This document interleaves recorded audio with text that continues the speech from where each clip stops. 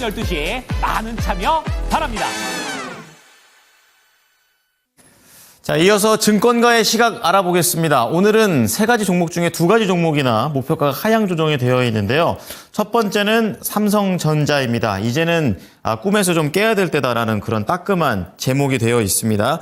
4분기 실적 계속해서 나오는 앞선 증권사 리포트들처럼 좀 하회를 할 것이다라는 거 전망이 이어지고 있고요. 삼성의 이 반도체 관련된 공급 조율이 중요한 시점이다라고 언급합니다. 그리고 SK 하이닉스보다 이 HBM 진입 자체가 늦기 때문에 엔비디아와의 향후 관계가 포인트라고 얘기를 합니다. 자, 두 번째는 카카오 게임즈 보겠습니다. 목표가 상향 조정돼 있지만 쉽지는 않아 보입니다. 이 매출 감소에도 영업 흑자를 유지하고 있다라는 점은 좋지만 올해 하반기와 관련된 신작 모멘텀 과연 얼마만큼 가시화되고 흥행을 이끌게 될지 이 부분을 기대와 우려를 섞인 부분으로 얘기를 하고 있습니다.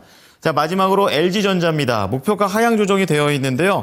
이 대부분의 사업 분야에서 실적 부진이 전망되고 있는 상황입니다. 인도 IPO나 밸류에이션에 대한 매력은 있지만 이 부분이 주가 자체를 끌고 올라갈 정도는 아니라고 언급하는 만큼 실질적인 개선이 언제 나오게 될지 보자고 얘기합니다. 내용들 알아보겠습니다. 정수지 캐스터 전해주시죠. 네, 오늘 아침 모닝 리포트입니다. 먼저 한국투자증권의 삼성전자 리포트입니다. 동상이몽은 그만할 때라는 제목의 리포트인데요. 4분기 실적은 매출액이 74조 5천억 원, 영업이익은 7조 4천억 원으로 컨센서스를 하회할 것으로 전망했습니다. 이번에도 삼성전자는 공급 조절이 중요하다고 분석을 했는데요. 24년에 이어서 25년에도 IT 하드웨어의 수요는 전년 동기 대비 한 자릿수 초중반의 %로 미약한 성장에 그칠 것으로 풀이를 했습니다.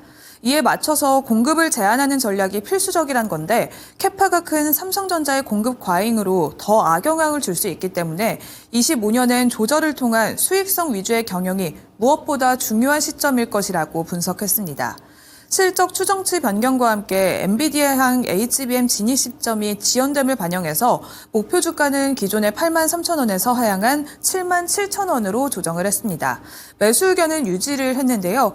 4분기 부진한 실적으로 인해서 단기간 주가가 추가 하락할 가능성은 있지만 전저점 부근에서 바닥을 지지할 것이라고 풀이했습니다. 지난해 미국 엔비디아 등 글로벌 반도체 기업들이 AI 열풍 속에서 승승장구한 가운데 삼성전자는 나홀로 겨울을 겪었습니다. 특히나 외국인 투자자들이 2024년 한 해 동안 10조 5,197억 원의 주식을 순매도하면서 삼성전자의 주가 하락을 이끌었는데요.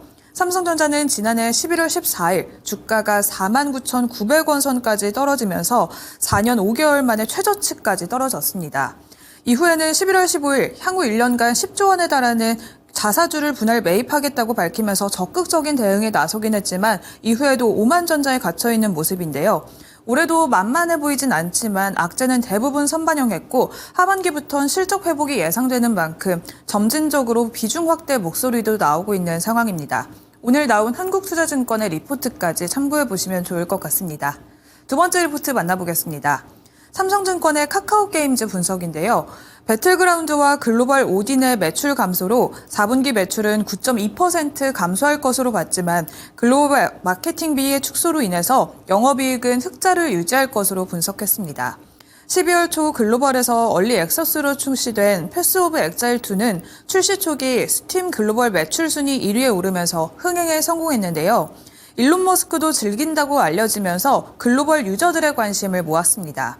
그러나 카카오게임즈는 국내 다음 게임 및 PC방 퍼블리시 판권만 확보하면서 글로벌 스팀에서의 흥행 수혜는 받지 못할 것으로 전망되고 있습니다. 25년엔 다수의 신작을 출시할 계획으로 알려졌는데요. 트리플 A급의 게임은 3분기에 출시될 프로젝트 Q와 4분기 출시 예정인 크로노 오디세이를 주목했습니다. 그러나 변화의 성과가 가시화되기까지는 시간이 필요하고 신작 흥행에 불확실성이 높다는 점을 고려해서 기존의 홀드 의견을 유지를 했고요. 목표 주가는 기존의 17,000원에서 18,000원으로 상향했습니다. 카카오게임즈의 주가는 패스 오브 엑자일2의 출시 이후 4거래일 연속 상승하면서 최고점 22,500원 선까지 올라갔었는데요.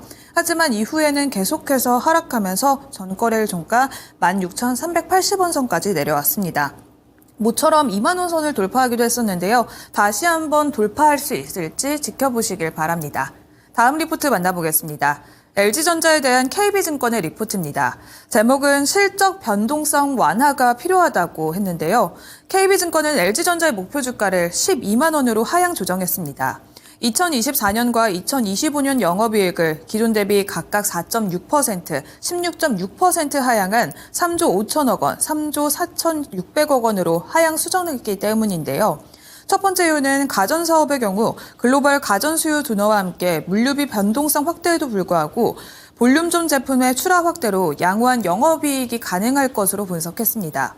하지만 TV는 경쟁 심화에 따른 마케팅 비용 증가와 함께 패널 가격 상승에 따른 원가 구조 부담으로 수익성 개선이 지연될 것으로 봤고요.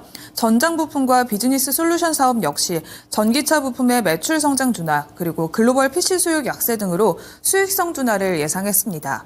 또한 LG이노텍은 글로벌 스마트폰 수요 부진에 이어서 가격 경쟁까지 심화되면서 실적 부진을 전망했습니다.